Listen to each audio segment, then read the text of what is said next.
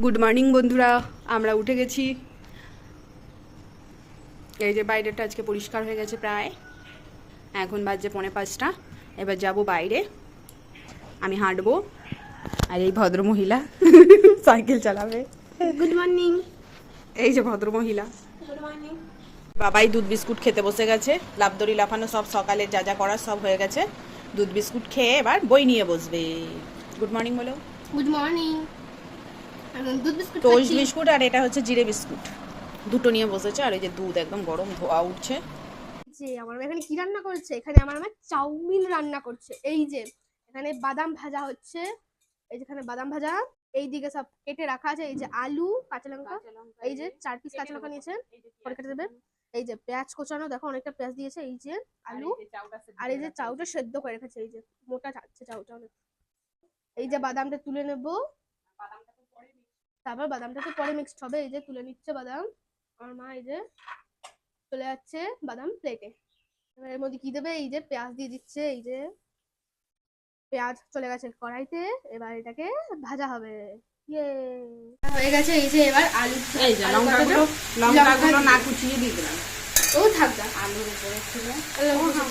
হ্যাঁ খুন্তি দিয়ে করবে। এই যে লঙ্কা দিয়ে দিয়েছে 4 পিস। এবার আলু পেঁয়াজ ভাজা হলে তার ভেতরে ডিম দেবো। ডিমের মধ্যে তারপরে চাউমিন হয়ে গেল, চাউমিন রেডি।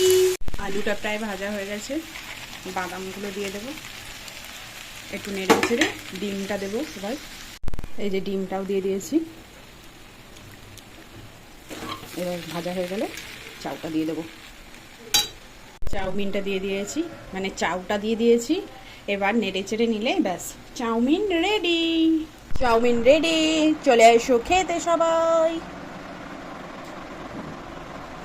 এই যে পুরো রেডি হয়ে গেছে, সার্ভ করে দিয়েছি। ওই যে ঠাকুরের বাসন মাজতে গেছে বাবাই। এখন ঠাকুরের বাসন মাজবে, তারপরে স্নানে যাবে, তারপরে পুজো দেবে, তারপরে খাবার খাবে, তারপরে ঘুমিয়ে যাবে। ঘুম থেকে উঠে ঘুরতে যাব।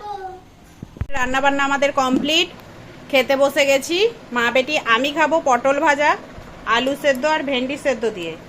আর বাবাই খাবে ডাল, ভেন্ডি সেদ্ধ আর আলু সেদ্ধ দিয়ে। ও পটল ভাজা খাবে না, আর আমি ডাল খাবো না। আমি এখন প্রথমে ভেন্ডি সেদ্ধটা দিয়ে খাবো। শুধু খেয়ে নিয়েছি, আর ভেন্ডি আর আলু এইভাবে চটকে চটকে খাবো। আমি এইভাবে ভেন্ডি দিয়ে আলু দিয়ে খেতে ভালোবাসি। আর না হলে এমনি শুকনো লঙ্কা দিয়ে, আলুটা শুকনো লঙ্কা দিয়ে মাখাই আছে, তেল শুকনো লঙ্কা দিয়ে। আর এমনি ভেন্ডির জন্য আলাদা করে তেল নিয়ে নিয়েছি, দিয়ে দুটো এইভাবে মেখে আমি খাবো। আর পটল শুধু শুধু খেয়ে নিয়েছি। আর ভেন্ডি সেদ্ধও কখনো শুধু খাই, শুকনো লঙ্কা তেল দিয়ে মেখে, ওহ দারুণ লাগে। আর ওই যে ও মেখেছে শুধু ভেন্ডি দিয়ে, ও আবার আলু সেদ্ধ দিয়েছি। ও আলু সেদ্ধ দিয়েছে। এই যে আলু সেদ্ধ দিয়েছি। এটা যা টেস্ট লাগে না খেলে। কোথা থেকে শিখেছিস? আমার মায়ের কাছ থেকে। একদিন আমি মেখেছিলাম এইভাবে আলু ভেন্ডি দিয়ে দিয়ে, তারপরে খেয়েছে আমার সঙ্গে, দিয়ে দেখছে কি দারুণ লাগছে, সেই থেকে এখন ওইভাবে খায়।